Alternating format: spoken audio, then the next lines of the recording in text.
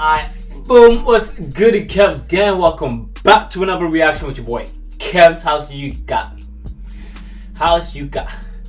you guys doing today? Let me know in the comment section down below.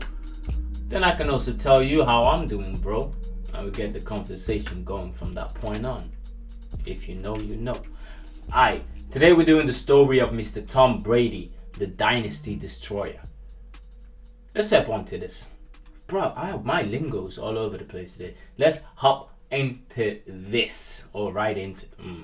Let's hop into this. Arguing about NFL dynasties is fun. Whether you're young but have appreciation of history or an old-timer who misses leather helmets and straight-on kickers, the subject of the greatest teams is bound to come up at one time or another. In the Super Bowl era, there are obvious answers to dynastic questions. The 60s Packers, 70s Steelers, 80s 49ers, and early 90s Cowboys, and of course the New England Patriots of the past almost 2 decades. Arguments can be made for Washington, the Raiders, and perhaps Miami or Denver, but all of these but one came before Y2K. The list of teams that sustained excellence over long periods of time dries up at the turn of the millennium. Sahara Desert dry. Why? Jesus. At one point, the clearer answer was New England and their dominance of the last Sahara 2 decades. Desert dry. It's more clear that the real answer to why the era of dynasties ended 20 years ago is one man, Tom Brady. What exactly defines a dynasty in the National Football League? There must be a consistent period of time where the team challenges for and wins multiple Super Bowl titles.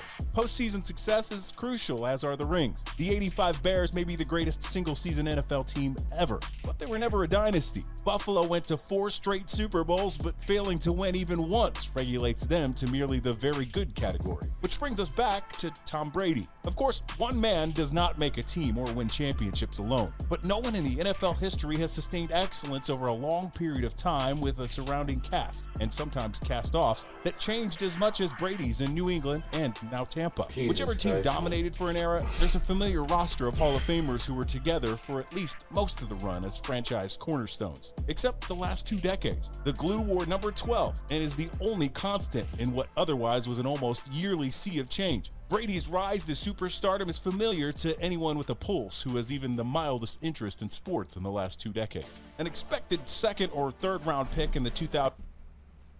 I mean, I have an interest in them. I'm only hearing about them now. I think it also depends what sport you're interested The draft in. lasts until finally, with the 199th choice, I'm just saying, long wait. A 6th round afterthought who threw 1 pass his rookie season seems doomed to a bench career behind the Patriots' $103 million quarterback Drew Bledsoe. But something strange happened on the way to that narrative playing out, and it started in week 2 of 2001. Late in the 4th quarter of a 10-3 loss to New York, Jets defender Mo Lewis leveled Bledsoe with a violent hit near the sideline that resulted in Bledsoe suffering a concussion, a collapsed lung, and internal bleeding. Again, this is common knowledge. Bro! Okay, so can you guys tell me again that this sport ain't dangerous as fuck and that there should be more rules and regulation put in place to not have these type of shits happen? Did you just hear that? Concussion and a collapsed lung. That's the type of shit that you hear that happened in a car accident or car crash or some form of that shit. Why am I hearing about this in a fucking football sport? It's not even a combat sport. Everyone. But what's not nearly as common is the realization that Brady's unmatched. It's just, that sounded very dangerous. 2 decades of excellence slammed the door on several other potential dynasties. This narrative played out repeatedly as teams worked to get the right coaches and personnel together, draft young talent, and keep veteran leadership together long enough to build something sustainable. Something to differentiate themselves from the other 31 in the league trying to do the exact same thing. One after another, Brady put empathic nails into those dreams of extended glory, and one after another, each budding dynasty ended up being good, and maybe great for a bit of time, but not legendary.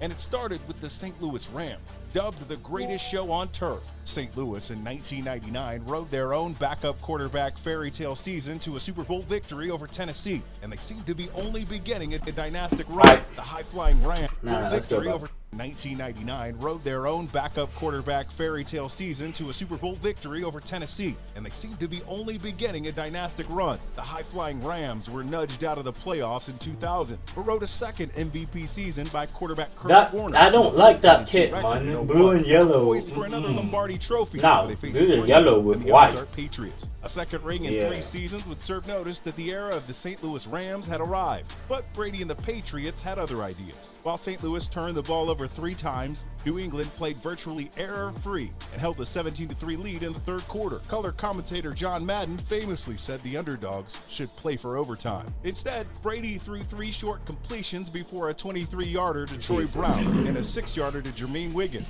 A spike to stop the clock, and Adam Vinatieri's 47-yard field goal gave the Patriots an unlikely 20-17 victory. The Rams, on the precipice of a dynasty, won only 7 games the next year, and Warner was benched and ultimately left town for the Giants. And while Kurt would later revive his career in Arizona and almost win a Super Bowl with the Cardinals, the Rams never recovered and ended up jilting St. Louis by returning to Los Angeles. Tom Brady was just getting started. The 2002 season was a disappointing 9-7 campaign that missed the playoffs on a tiebreaker and is virtually forgotten by the fans. The reason? Back-to-back trophies in 03 and 04. Brady's 2003 season started with a 31-0 loss to Buffalo, and New England was 2-2 after 4 games. They would not lose again until they hoisted another Lombardi trophy after defeating Carolina 32-29.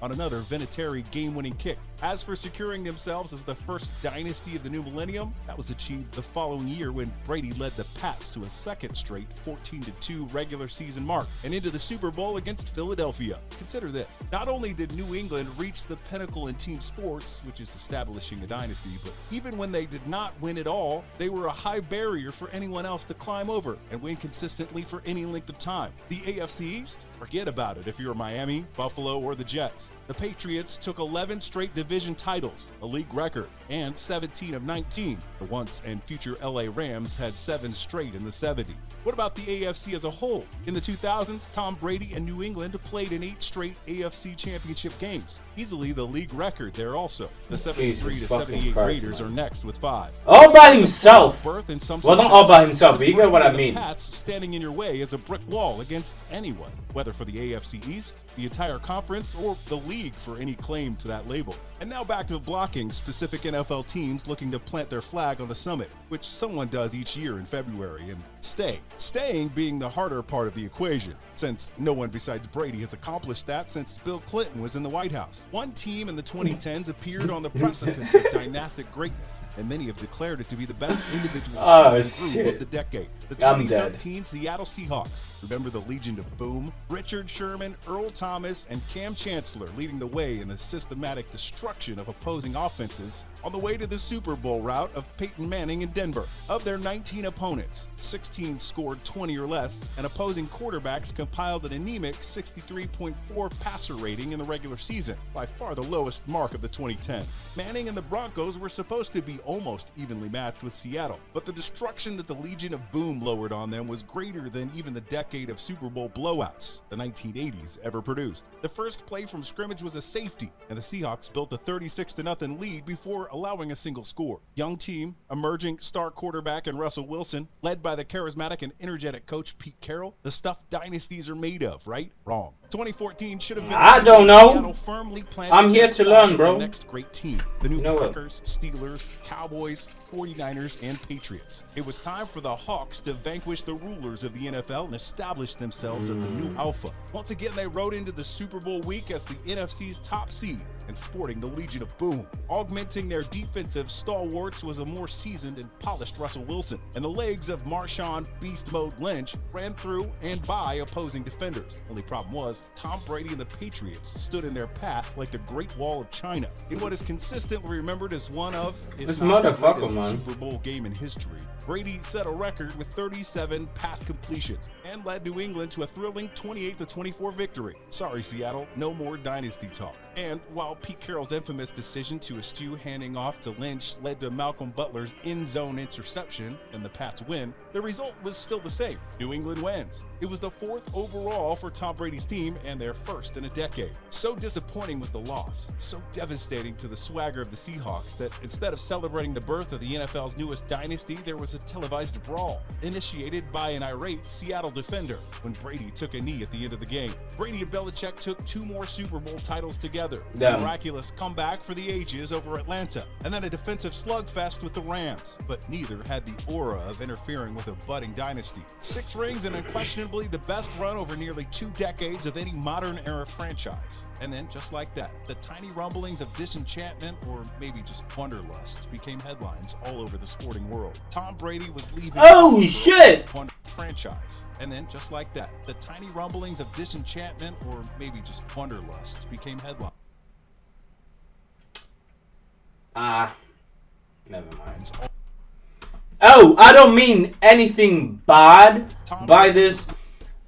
To each their own. She's just not my type, but she looked kind of like a baddie the first look, but after close analysis, wanderlust became headlines all over the sporting world. Tom Brady was leaving Foxborough for Tampa, and a Buccaneers team that had exactly 0 playoff appearances in a dozen years. Since the Gruden era, last season's franchise quarterback threw an astounding 30 interceptions in yet another year of disappointment. But underneath the less than shiny record, seeds were planted for a team rich with talent and weapons in search of a leader. And in one transformative week in March of 2020, when the rest of us were reeling from face masks and lockdowns, the Tampa Bay Buccaneers pulled off perhaps the biggest free agent signing ever. Second acts for Hall of Fame quarterbacks have at best been a mixed bag. The one who made it work better than anyone is Peyton Manning in Denver, but the list mostly ends there. Joe Montana had good moments with the Chiefs, but nothing comparable to his resume before landing there, while Brett Favre, Joe Namath, Johnny Unitas, and others faded out quickly. Meanwhile, back over in the AFC, another potential dynasty arose in Kansas City, hardly overnight to be fair, but the combination of longtime NFL head coach Andy Reid with the phenomenal playmaking of young superstar quarterback Patrick Mahomes had all the makings of a team for the ages.